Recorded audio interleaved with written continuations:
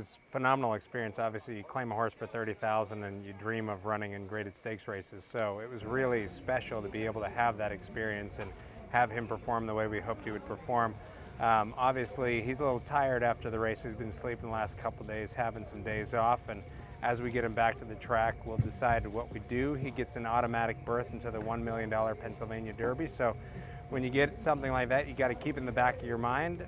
Or the question is, do we go an easier route and let him have a nice win and then continue developing him into a nice horse? First and second get free entries and free nominations into the race, so it saves about $7,000 in terms of what you're going to be putting forth to get these horses to run at that level. So he ran a great race. He's developing. Obviously, we've run him 2 turns only twice, and so we need to see who's going to be in the race. Does it make sense to take on some of the bigger guns at this time of year? Or do we want to let a horse like this kind of come into his own and develop on his own timeline? It's a great group of owners, Daily Double Racing, and it's just so fun to be working with them. So we were looking at horses at Churchill Downs, trying to claim horses. We kept getting outshook on each horse, and we were kind of going for the obvious horses, and kudos to them. They said, look, feel free to go out of the box. And so as I'm going through the past performances, I see a horse by Fort Larned who's only ever sprinted, and Fort Larned was a horse that won the Breeders' Cup Classic. So to me, the pedigree looked 2 turns, and then I wanted to watch replays and see if the physical matched the pedigree. So as I watched this horse's race replays, you could see he was this big, scopy horse with a very long stride. He was fast, but he wasn't quick. So he wasn't sprinter quick, even though he had speed. So we decided to claim him. We were the only ones that were in to claim him that day, so we got him for the 30,000, and then he just continued to develop. I mean, first work back 2 weeks after we claimed him, he worked 45 and 4 out in 58, which was super impressive. So we kind of all looked at each other and said, maybe we don't run him back for a 50 claiming tag and maybe lose him. Why don't we take him to Saratoga and protect him at a starter 50 mile and an eighth, and went wire to wire that day by 4.5 or 4 1/4. And then ran well enough that it said, hey, let's take on some horses in a grade stakes race, see where we sit. So just a super exciting horse that it's the beginning of his career at what he really wanted to be, and just a pleasure to kind of be a part of a horse like this. A lot of it is just giving them the capacity to go 2 turns. So you're going to be doing a lot of distance work. So what we saw, and when I looked at the horse, I mentioned it to the partners at Daily Double and said, hey, if we go over there and I see a horse that doesn't have a whole lot of muscle on him and isn't well, muscled out, then it's a horse we want to claim. But if he comes over looking like Arnold Schwarzenegger, then he's not, because obviously he's been trained and he's fit. So it was the first, right? This horse didn't have as much muscling on him as we thought. So you start training them harder and they start blossoming. So long, strong gallops, getting him on a consistent breeze pattern once a week, and then letting him come into his own fitness as he's getting to where he needs to go. Obviously, sprinters going a route first time, they tend to be near the front. So you're hoping you can get a horse to settle when they have been sprinting. First race, obviously, we went wire to wire. Second race, we wanted to see if he could sit off of horses. We didn't want to get caught in a speed duel and potentially burn out the horse. So he's a very interesting horse. He's one of the most professional horses I've been around, and I talked to Safi and mentioned it to the partners that the horse he reminds me of the most that I've worked with in my career was a horse called the Tin Man, who even at age 8 and 9 was winning Grade 1 races. So, easy to deal with around the barn, easy to deal with in the stall.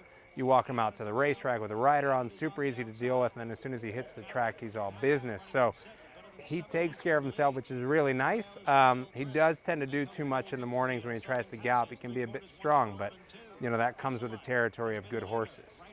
I think we talked about it the day before the race with the partners, and I said if we get away with 24-48, it's a done deal. Nobody will catch this horse. And he's kind of a horse that, you're what you really want in a 2-turn mile and a quarter horse is to be able to click off 12s for every furlong, and he's certainly capable of doing that. So when we went into the first race, I remember talking to Jose in the paddock and even talking to Safi and said, look, it looks like Christophe Clement wants to be the speed. If he breaks, maybe we sit off Christophe. I don't necessarily think we're a horse that needs the lead. But if we get an easy lead, and Jose said, look, I'm going to get and take whatever they give me. If they give me an easy lead and let me go the pace that I want to go, we'll last the distance. So 24-48 was a smart way to stay on the front end and go wire to wire. I didn't think it'd play the same way in the Grade 3. I figured a horse might get a little bit tough and want to go 23-46, and that's a pace I don't necessarily want a horse on the lead in a graded stakes first time. So I mentioned to Jose, just play the race however it comes to you. He had the exact same idea. If they were going to let him have an easy lead and get out in 24:48, try and take the field wire to wire, but if not, sit off a horse. So it taught us a lot about him, that he's a horse that's versatile. You can place him anywhere and put him where he needs to go. I think you see how quickly he bounces out. So when he won here in Saratoga uncontested, he bounced out really well, full of energy, really happy with himself. So it was easy to kind of train him for it and keep him going in the right direction. He looks a little tired, more tired this time than he did out of the last race. So if he bounces out, he looks great and he's training phenomenal. It's something we'll probably have to discuss when we see the field. I know Saffie's got another horse in Skippy Longstocking who could potentially be a horse in that race. So we decide and say, hey, does it make sense to go in this race, or do we say, hey, look, he's a little tired, let's give him a little bit more time and let's give him an easy spot. He's a horse that, I hope I'm correct on this one, I think he'll be a graded stakes horse as an older horse at 4 and 5. So we're not in a particular hurry to prove him now at age 3. It's nice when you have $1 million races that you can run for to really get that opportunity, but I want him to develop into the horse that we really think he can be. So we're going to take it as he shows us. If we push him too hard too quick, we might do too much with him, versus if we space it, maybe give him an easy race that he can win, we can always come back on a graded stakes in the 4th start. So I think that's a lot of what we're trying to figure out, of what is he showing us? Does he really want to go on and take on bigger horses, or does he want an easier spot to build up more confidence? I think a lot of it comes down to, right, when you claim, you never know how those horses are what condition they're gonna come to you in. So, somebody mentioned a negative comment on Twitter the other day about the previous trainer. I've got to take my hat off to him. He really kept this horse in great condition. So we got lucky that we claimed a sound horse and a clean horse when we got him. So in that situation, yes, the slate is clean, and he's a very fresh horse for what he is. He's never, 2-turn dirt horses take a lot of training to get them to perform at the highest level on 2-turn dirt at the graded stakes level. So we've got a horse who, soundness wise, joint health and health of him overall, is in great shape. So you want to space him out and figure out where you go.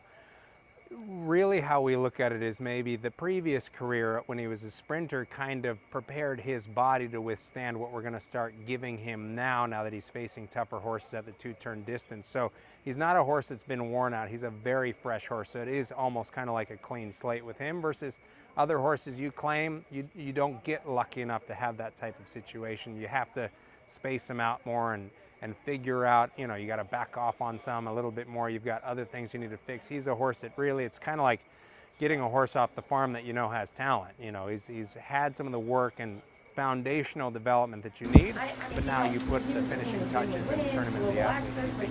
We asked a lot of him in a short amount of time, and Saffie and I discussed this. Those horses pointed towards that race, so they were trained specifically for that race.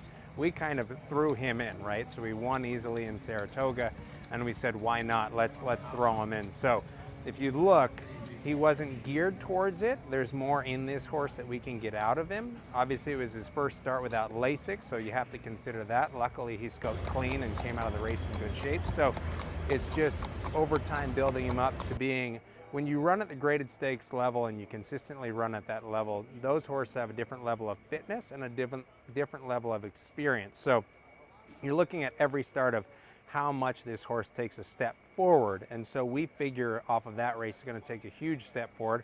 We have to figure out how much, and do we ask him again in a short amount of time, right? So it'd be, if we run him in the Pennsylvania Derby, it'll be 3 races in 7 weeks. And so do we ask him again to perform at the grade 1 level? We don't have Justify on our hands. Heck, it'd be great if we had a Justify who could just keep knocking out these graded stakes.